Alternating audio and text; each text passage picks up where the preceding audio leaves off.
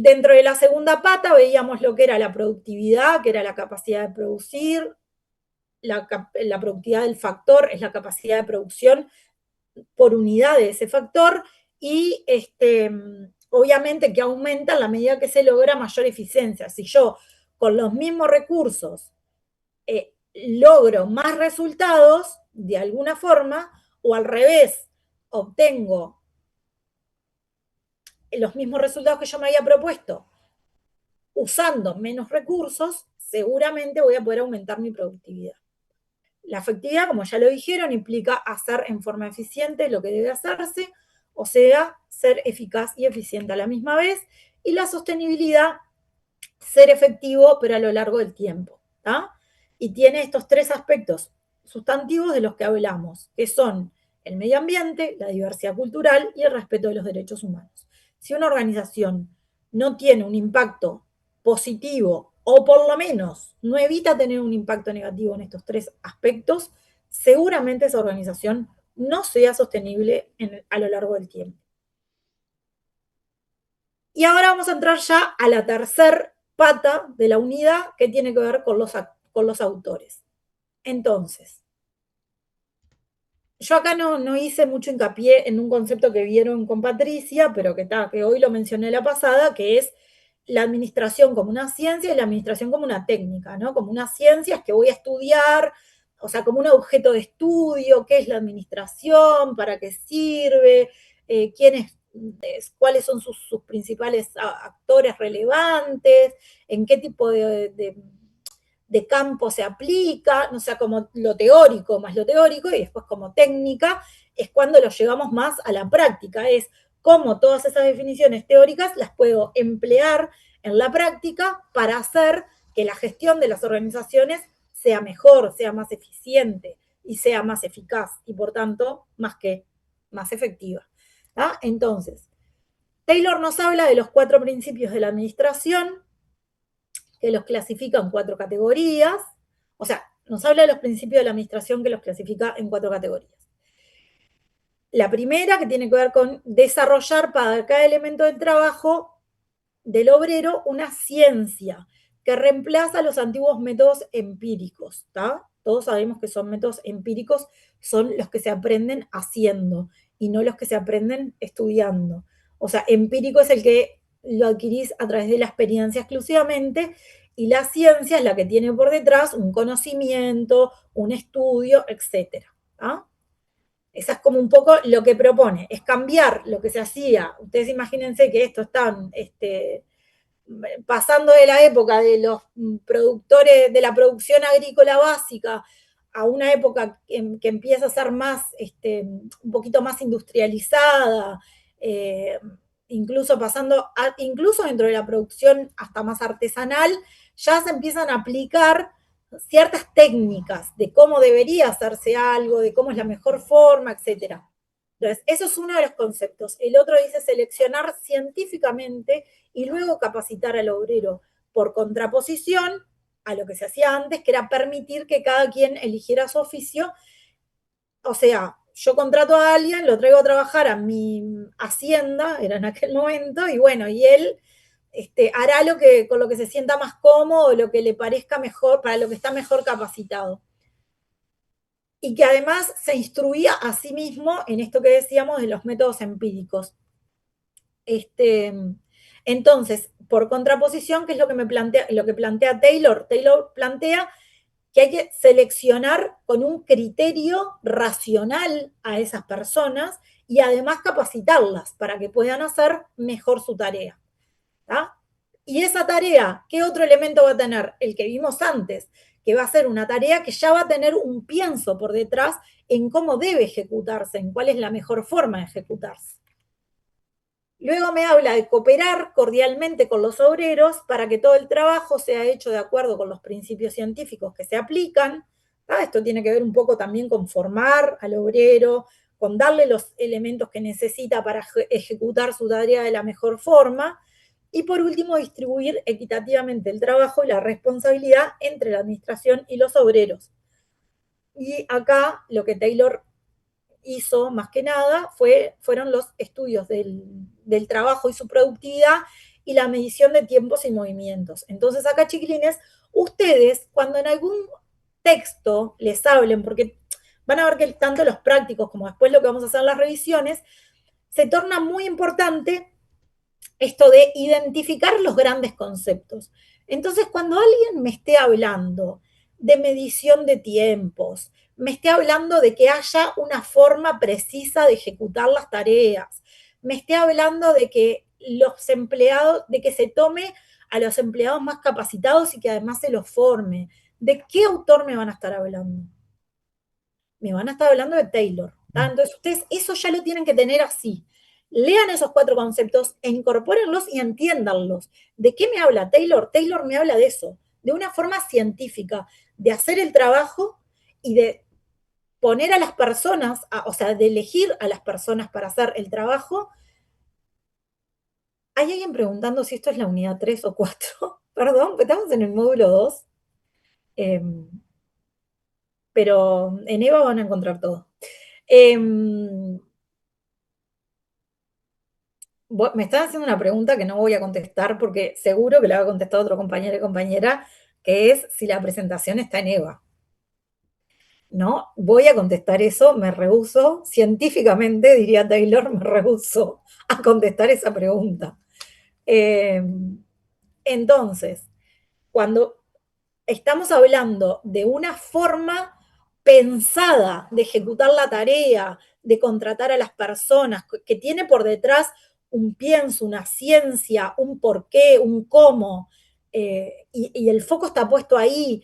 Y esto de la medición de los tiempos, del estudio de tiempos y movimientos, ¿qué hizo Taylor? Agarró a un equipo entero de trabajo y analizó precisamente qué tareas hacía cada uno, cuánto tiempo le llevaba, cómo se conectaba una actividad con la siguiente, cómo afectaban los tiempos de uno a los tiempos de otro, cómo mejorar eso, qué pasaba si yo acercaba, por ejemplo, el almacén de distribución, el almacén de los materiales, lo dejaba más cerca de la planta de producción. Eso me evitaba un montón de pérdidas de tiempo en desplazarse grandes trayectos para ir a buscar la materia prima para después cargarla en la maquinaria donde vamos a producir los bienes. Eso, todo esa como, exacto, esto que dice Victoria es muy logístico y además de logístico hay como un pienso atrás de las cosas, ¿tá? No es cada quien hace las cosas como a su mejor saber y entender, sino que hay un análisis y un pienso detrás y una propuesta de cómo debe ser hecho. ¿tá?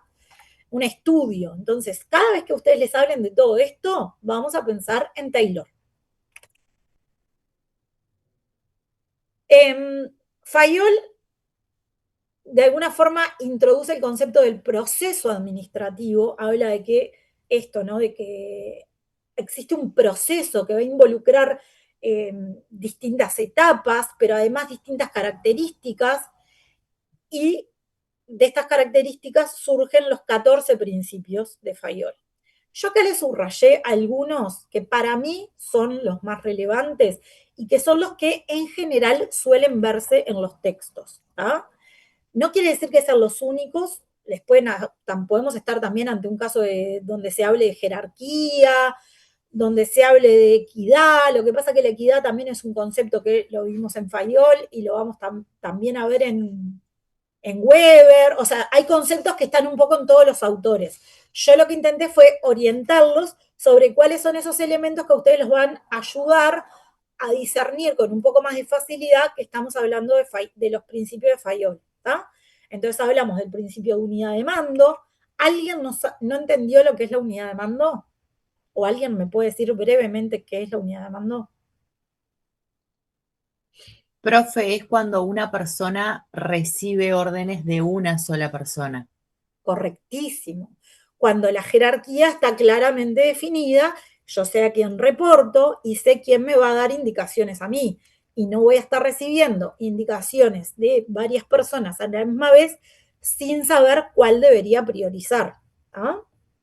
Entonces, eso es un concepto, sí, es lo mismo que la unidad de cadena de mando. Lo que pasa es que en realidad hablamos de unidad de mando que se ve reflejada en la cadena de mando, ¿no? pero lo que importa es que haya unidad de mando. Pero lo pueden ver de cualquiera de las dos formas. Bien, el principio de la autoridad y la responsabilidad, ¿tá? La autoridad siempre va a tener involucrada una responsabilidad consecuentemente. Tener autoridad implica que, o sea, que primero tengo responsabilidad, pero también que la tengo que tener. Si a mí yo tengo un cargo con cierta autoridad, pero a la vez no tengo la responsabilidad de determinadas tareas que están involucradas intrínsecamente con ese cargo, probablemente no pueda ejecutar mi trabajo correctamente. Entonces, Fayol acá nos habla del concepto de la autoridad y la responsabilidad asociada a esa autoridad. Después tenemos la unidad de dirección, que ahí un poco nos habla, digo, yo no me quiero meter a, porque esto ya lo vieron con Patricia, si no, no nos va a dar el tiempo a hacer el práctico, pero la unidad de dirección nos habla principalmente de lo que tiene que ver con que todos estemos alineados con los objetivos. La centralización tiene que ver con ese otro concepto que vimos también en alguna clase anterior, de qué tan centralizado está la autoridad y cómo está y en contraposición la delegación, ¿verdad? Hablábamos de centralización y de delegación de la autoridad. El otro concepto que para mí también es súper importante y les va a ayudar quizás a identificar cuando estemos hablando de Fayol, es la subordinación del interés individual al general.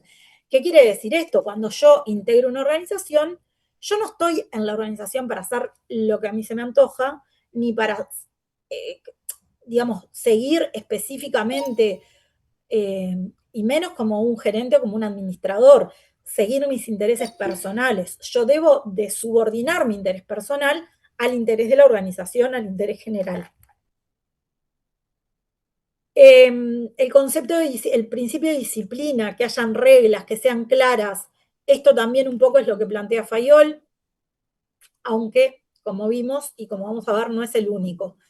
Pero que existan reglas, que haya una disciplina, o sea, en términos generales, y ahora lo vamos a terminar de ver, Fayol hace como bastante hincapié en que los administradores, pero en términos generales, la gente dentro de la administración no está ahí para hacer lo que se le antoja, de la forma que quiere, sino que la organización tiene una estructura, y esa estructura que es deliberada, como ya la vimos, que está pensada, tiene un porqué, funciona gracias a que existe una unidad de mando, a que hay autoridad y responsabilidad, a que hay subordinación del interés individual al interés general, a que hay reglas claras, a que hay una división del trabajo donde cada quien sabe lo que tiene que hacer y no es que yo estoy haciendo lo mío, lo que capaz que también es de aquel, entonces hay una división de tareas que está asignada a cargos, ¿tá?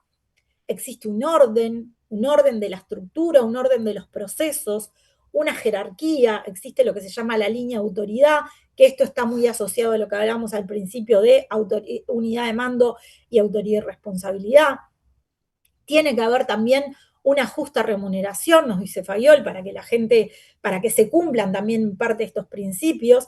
Tiene que haber equidad, los administradoras tienen que ser justos con los empleados, porque si no, la administración se deteriora, se degrada. El personal tiene que sentir que hay determinada estabilidad, de lo contrario, de nuevo, todo esto le juega en contra a una buena administración, al buen funcionamiento de la organización. Se tiene que poder fomentar la iniciativa, que la gente tenga la posibilidad de plantear iniciativas en su área en su disciplina, en su área de trabajo. Obviamente tiene que haber un marco ordenado donde se plantean esas iniciativas y cómo y alguien tiene que decidir cuáles se llevan a cabo o no, pero tiene que fomentarse la iniciativa para justamente promover un proceso administrativo saludable y fortalecido. Y por último, algo que también se nos va a pisar con Mayo, tiene que ver con el espíritu de cuerpo o de... Cómo fomentar el espíritu de cuerpo de equipo, que esto también incluso se relaciona con otro de los conceptos que veíamos antes, que es la subordinación del interés individual al general. Hay como una necesidad de que todos sientan que son parte de, para que realmente contribuyan a que la administración de esa organización y la propia organización funcionen de manera óptima.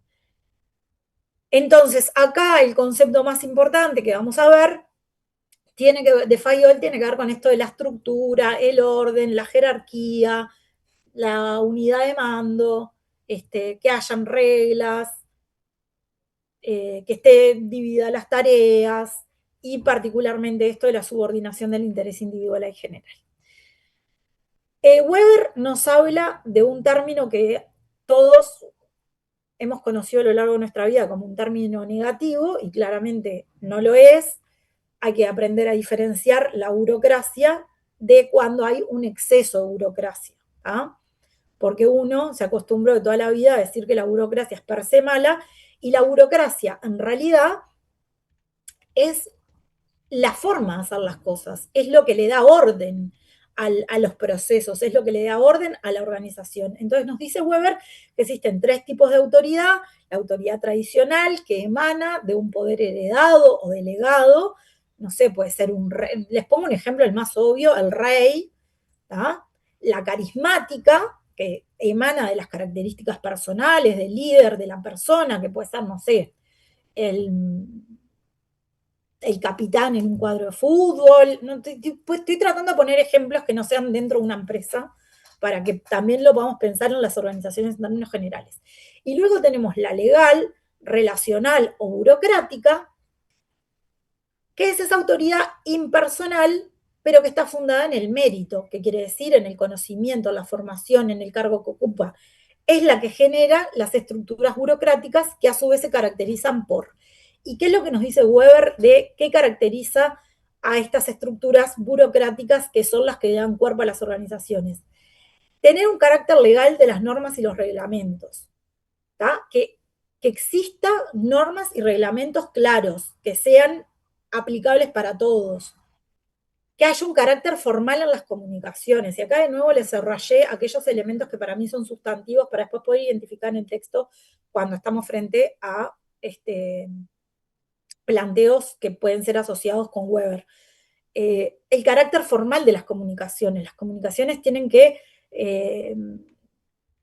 tener un medio claro, obviamente escrito mucho mejor, y tienen que ser como inequívocas. No puede ser que si lo leo yo voy a entender una cosa y si lo lees vos vas a entender otra.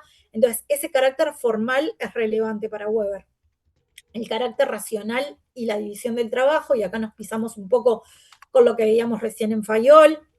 La impersonalidad en las relaciones, ¿no? Para Weber, el vínculo dentro de la organización tiene que correr por separado de los vínculos personales.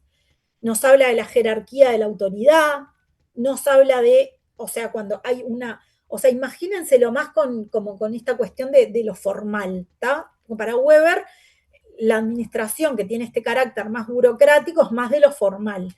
Nos habla de la jerarquía de la autoridad, de rutinas y procedimientos estandarizados, que la gente sepa qué tiene que hacer ante el caso A, ante el caso B, de que haya una competencia técnica y un mérito, y ahí nos pisamos un poco con Taylor, que haya una especialización de la administración y la división del trabajo, la profesionalización de los participantes, otra vez nos pisamos un poquito con Taylor, y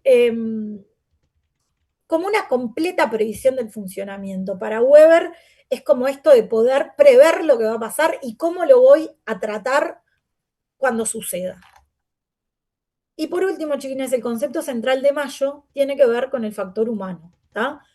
Mayo lo que hizo fueron los experimentos de Hawthorne, donde él pudo constatar de qué manera incide en el comportamiento de los individuos el comportamiento del colectivo. ¿tá? Y de qué forma eso termina incidiendo en el nivel de producción y de la satisfacción, de la lectura que hace la gente de lo que le sucede. No es lo mismo que uno agarre a una persona en individual que cuando la miramos dentro de un colectivo. Ese colectivo tiene un efecto muy fuerte en lo que son las visiones personales de cada individuo. Entonces, lo que nos termina diciendo Mayo es que la dinámica de la organización está muy definida por la dinámica de sus grupos.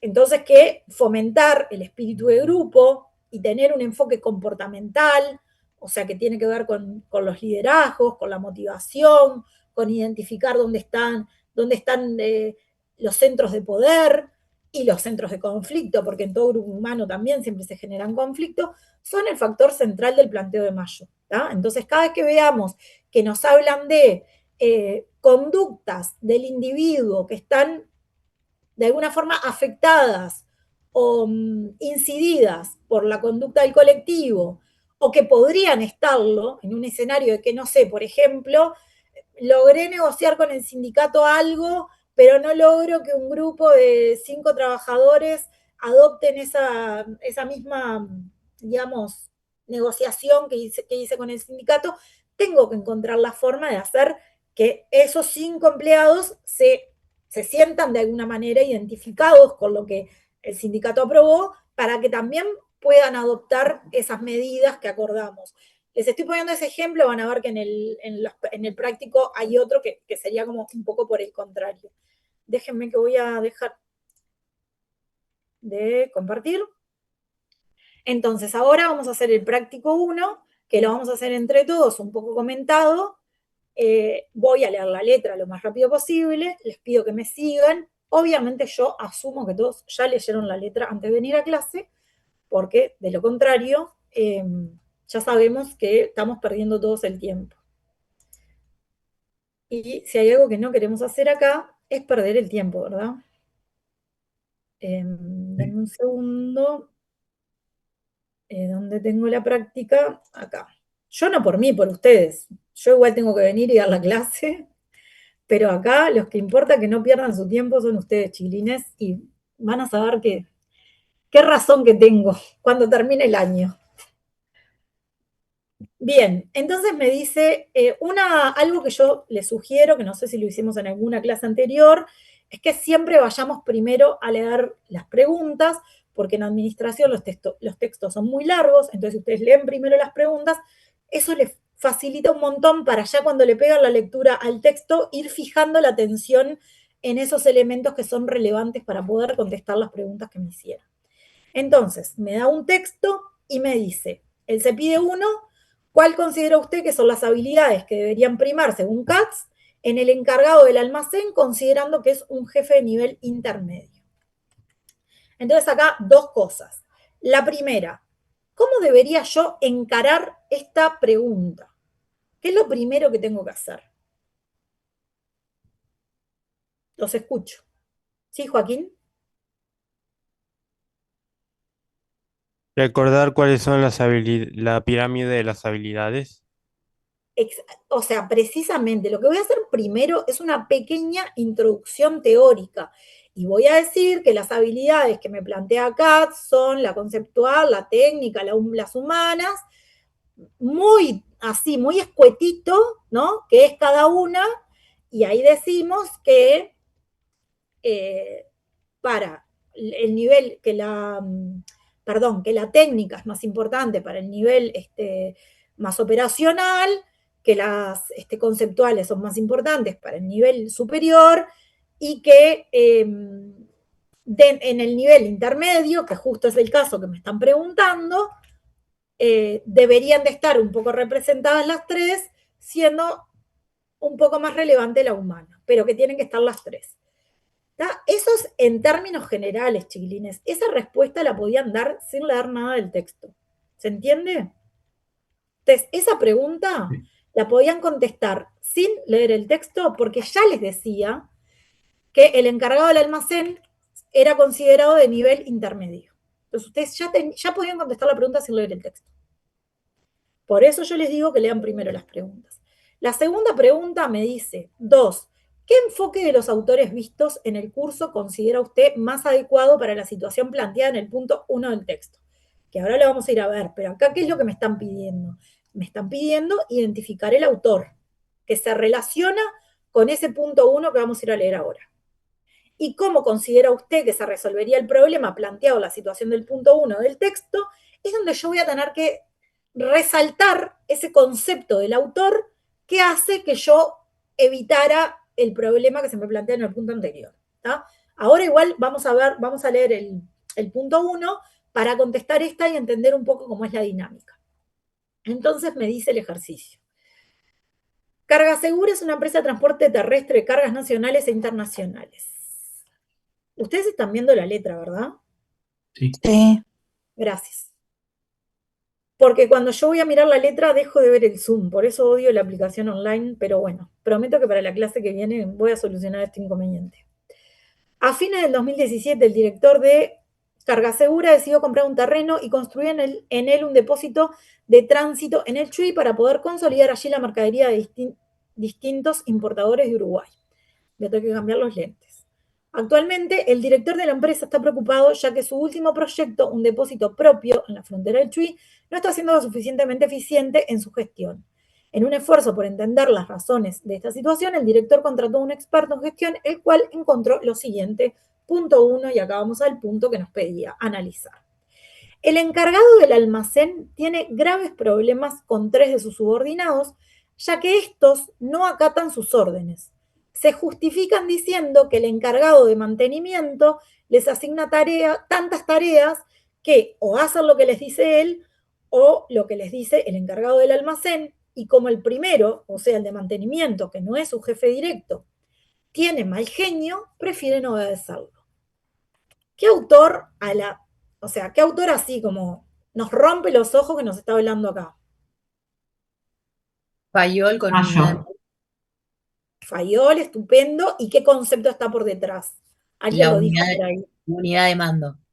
La unidad de mando se está violando o se está faltando a la unidad de mando.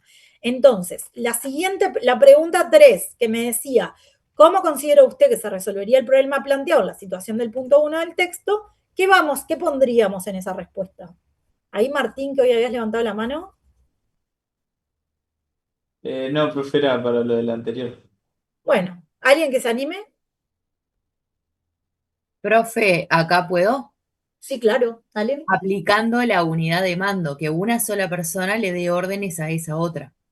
Correcto. Y estableciéndole con claridad a los empleados quién es, o sea, las dos cosas, ¿no? Le voy a establecer con claridad a los empleados a quién reportan ellos, pero a su vez me tengo que juntar con los dos encargados y decirle al encargado de mantenimiento, mi vida, tu área de circunscripción es esta, deja de Exacto. darte órdenes a los empleados del almacén.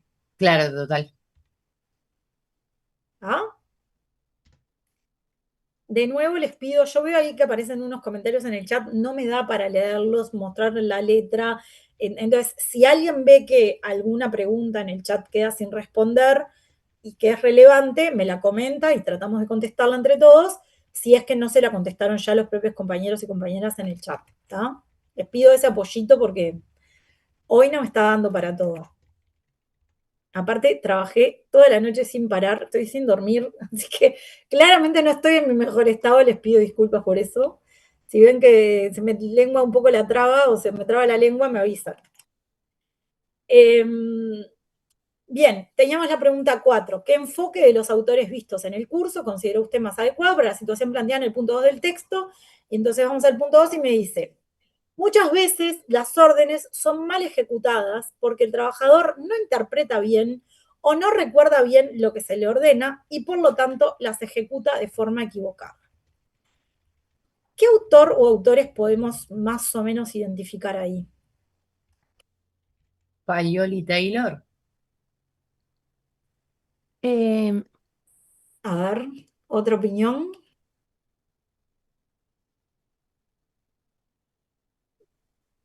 Hola, profe, ¿puedo opinar? Sí, claro. Vamos.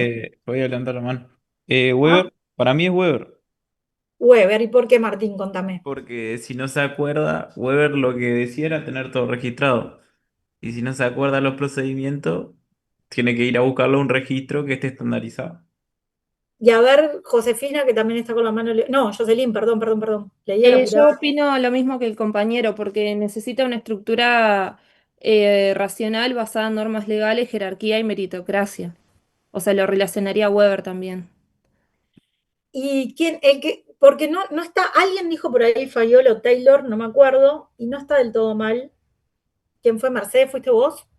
Dale nomás. No, no fui yo, pero yo opino de Taylor, porque es la parte de la capacitación que habla él también de los empleados. Y eso. Fui yo, profe, la que los nombró. Y Sí, en cuanto Jessica, dale. al manual de procedimientos que se estableció, no me acuerdo particularmente si fue Taylor o Fayol, pero uno de los dos hizo una forma de trabajar y estableció tipo un manual de procedimientos. Entonces, si no sabes cómo hacer la tarea, deberías recurrir a ese manual de cómo hacer la tarea. Sí, no es precisamente un manual de procedimiento lo que definió Taylor, sino lo que Taylor hizo fue buscar cómo hacer más eficiente los procesos. Sí, Eh, pero su foco estuvo más puesto en la eficiencia. Y sí. acá, o sea, no está mal, y yo acá lo que mi sugerencia,